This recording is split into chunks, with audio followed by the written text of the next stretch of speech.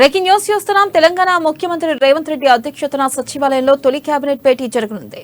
ఇవాళ సాయంత్రం 5 గంటలకు తొలి కేబినెట్ సమావేశం జరగనున్నట్లుగా సీఎంఓ కార్యాలయం ప్రకటించింది. ఈ మేరకు అధికారులు సమాయత్తమవుతున్నారు.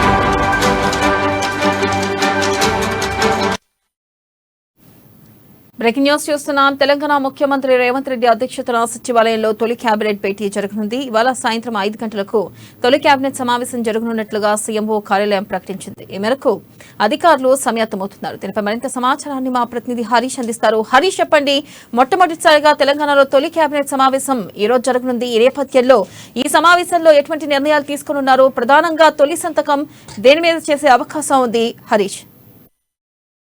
థ్యాంక్ యూ వేణాల. మరి కాసేపట్లో అంటే 5 గంటలకు మొదటి సమావేశం కాంగ్రెస్ పార్టీకి సంబంధించి రేవంత్ రెడ్డి కాసేపటి క్రితమే ప్రమాణ స్వీకారం చేసిన నేపథ్యం కావచ్చు.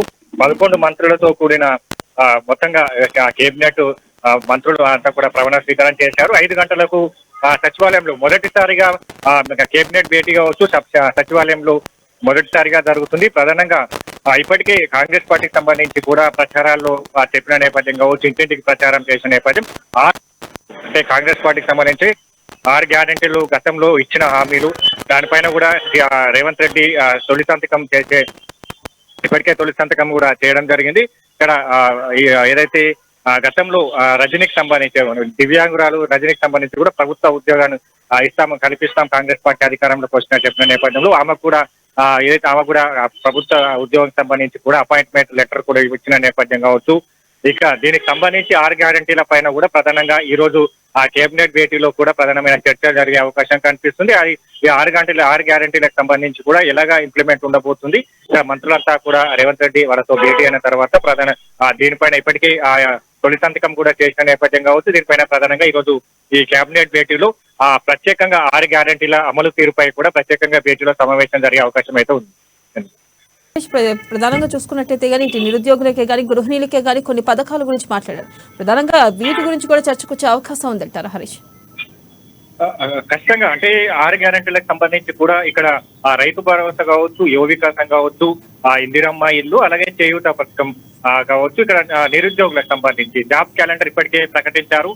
కాంగ్రెస్ పార్టీకి సంబంధించి కూడా ఏదైతే మేనిఫెస్టోలకు సంబంధించి జాబ్ క్యాలెండర్ ఏదైతే టీఎస్పీఎస్సీ కావచ్చు, పోటీ పరీక్షలు ఏదైతే తేదీలో నిర్వహించాలన్న పైన కూడా పూర్తిగా ఆ తేదీలను ప్రస్తావిస్తూ కూడా మేనిఫెస్టో కాంగ్రెస్ పార్టీ ఇచ్చిన నేపథ్యం కావచ్చు. ఇక్కడ ఇదైతే 6 గ్యారెంటీలకు సంబంధించి ప్రత్యేకంగా దాంట్లో 500కే గ్యాస్ సిలిండర్ కావచ్చు, మహిళలకు సంబంధించి 2500 ఆర్థిక సాయంతో పాటుగా రైతులకు పంట సాయం కావచ్చు. ఇక్కడ ఉద్యోగులకు సంబంధించి కూడా యువ వికాసం పేరుతో కూడా విద్యా భరోసా ఇవ్వనున్న నేపథ్యం. 5 లక్షల వరకు ఏదైతే స్కాలర్షిప్ లో పాటుగా 5 లక్షలు కాంగ్రెస్ పార్టీ ఇవ్వనున్న నేపథ్యం. ఇంకా దాంతో పాటుగా ఇక్కడ ఏదైతే రైతులకు సంబంధించి రైతు కూలీలు, అలాగే ఏదైతే కౌలు రైతులకు సంబంధించి కూడా పంట పెట్టుబడి సాయం వర్తించేలా కాంగ్రెస్ పార్టీ 6 గ్యారెంటీల్లో తీసుకొచ్చిన నేపథ్యం కావచ్చు. 200 యూనిట్స్ ప్రతి గృహ విద్యుత్ సంబంధించి 200 యూనిట్స్ తీసుకొస్తున్న నేపథ్యం కావచ్చు. ఉచితంగా కరెంట్ ఇస్తున్న నేపథ్యం కావచ్చు. ఇంకా ఏదైతే 4000 చేయూత ద్వారా కూడా పెన్షన్ సాయం కావచ్చు. అన్నిటికీ కూడా 6 గ్యారెంటీల్లో ప్రస్తావించారు. ఈ 6 గ్యారెంటీల పైన కూడా ఏదైతే సీఎం రేవంత్ రెడ్డి ఈ రోజు ఏదైతే ప్రమాణ స్వీకార మహోత్సవంలో ఆయన 6 గ్యారెంటీల పైన కూడా తొలి సంతకం చేశారు. ఈ నేపథ్యంలో అమలు తీరు అంటే ఏ అంశాలు ఎలా ఉండబోతున్నాయి, ప్రధానంగా 6 గ్యారెంటీలకు సంబంధించి కూడా ఎలా అమలు చేయబోతున్నారు, దీనికి సంబంధించి విద్యార్థులకు సంబంధించి ఎలా ఉండబోతుంది, ఈ 6 గ్యారెంటీలకు ప్రజలకు ఎప్పటి నుంచి అందుబాటులోకి రాబోతున్నాయి పైన కూడా ప్రధానంగా ఈ కేబినెట్ భేటీలో కీలకమైన ఈ అంశాల పైన కూడా చర్చ జరిగి పలు నిర్ణయాలు తీసుకునే అవకాశం అయితే ఉంది. Right Harish, thank you.